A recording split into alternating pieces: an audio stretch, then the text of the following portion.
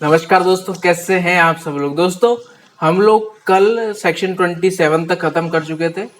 आज हम लोग डिस्कस करेंगे सेक्शन 28 और 29। ठीक है, तो सबसे पहले हम बात करते हैं सेक्शन 28 की कि सेक्शन 28 क्या बोलता है। ठीक है, अब यहीं पे सेक्शन 28 की बात करते करते हमको सेक्शन 24 दिमाग में रखना पड़ेगा। सेक्शन 24 क्या बोलता था कि कोई भी कन्फेशन में अगर इंड्यूसमेंट, थ्रेट या प्रॉमिस है तो वो कन्फेशन इनएडमिसिबल माना जाएगा। ये बोलता था सेक्शन 24।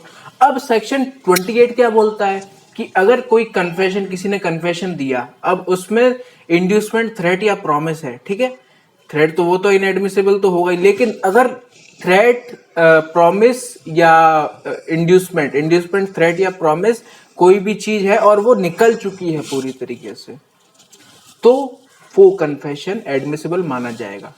एक एग्जांपल से समझते हैं कि मान लो कोई आदमी है ए, ठीक है, अब उसने क्या खून कर दिया, मान लो मर्डर कर दिया।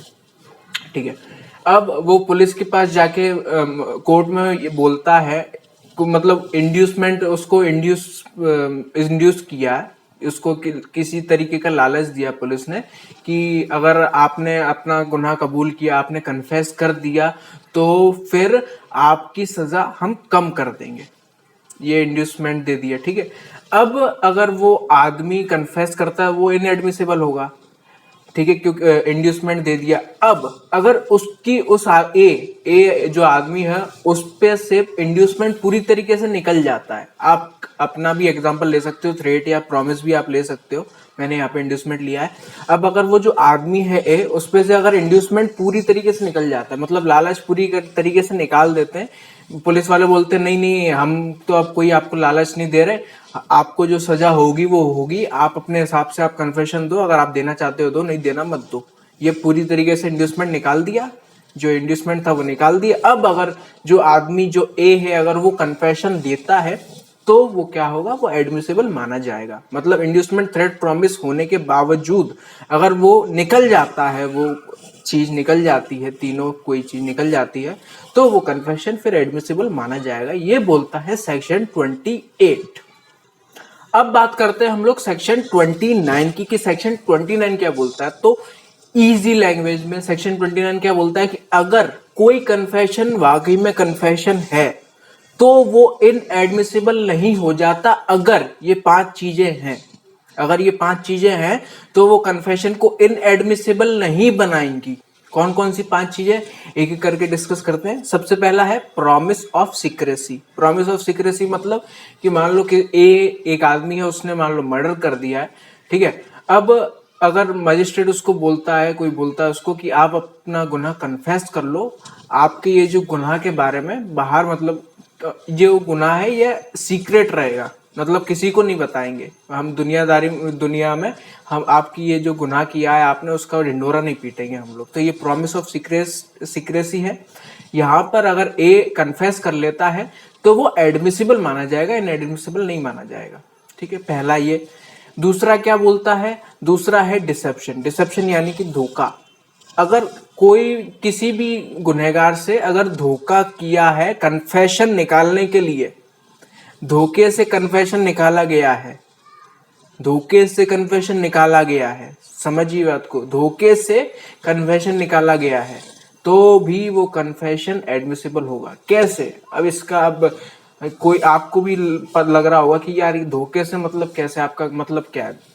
जैसे कि फॉर एग्जाम्पल कोई आदमी है ए, उसने मर्डर कर दिया। ठीक है, अब वो मानने को तैयार नहीं है, कन्फेस नहीं कर रहा है। ठीक है, अब लोगों ने, जो मजिस्ट्रेट वगैरह कोर्ट ने क्या किया उसके साथ कि उसको किसी एक कमरे में बंद कर दिया एक आदमी के साथ। अब वो आदमी क्या, वैसे तो पुलिस वाला होता है, लेकिन क्या दिखाने के लिए, मतलब उस एक के ऊपर थोड़ा मेंटली गेम खेलने के लिए, अब उस पुलिस वाले को एज अ चोर या एक खूनी बताते हैं वो लोग। अब वो दोनों, अब वो जो पुलिस वाला है वो बोलता है कि यार मैंने तो इतना खून कर दिया, तूने क्या किया, तूने कुछ नहीं किया, फलाना ढिकाना।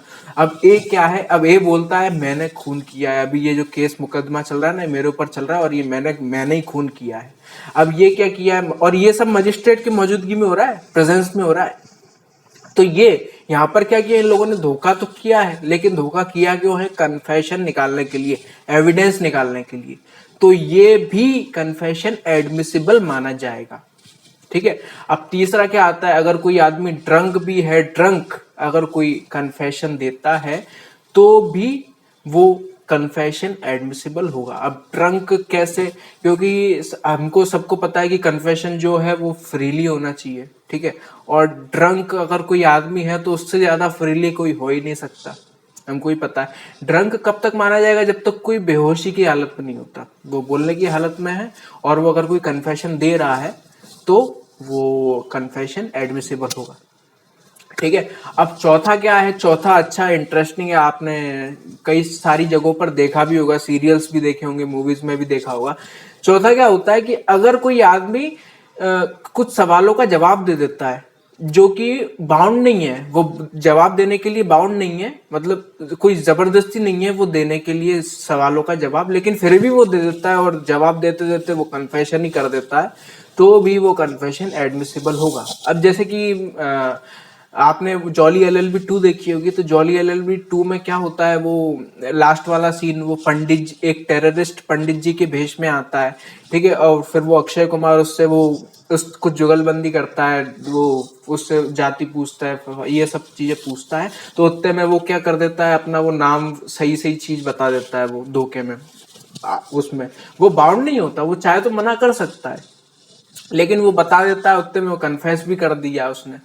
तो ये क्या कन्फेशन एडमिसिबल होगा? बिल्कुल एडमिसिबल होगा। आपने अदालत उसमें भी देखा होगा, केडी पाठक ये अपने उसमें अपने सवालों के जाल में उलझा लेता है सामने वाले को, और वो सामने वाला फिर कन्फेस कर देता है, हाँ मैंने ही खून किया है, मैंने खून किया है, मैंने मारा है इसको, मैंने मारा है, बहुत ऐसा वैसा।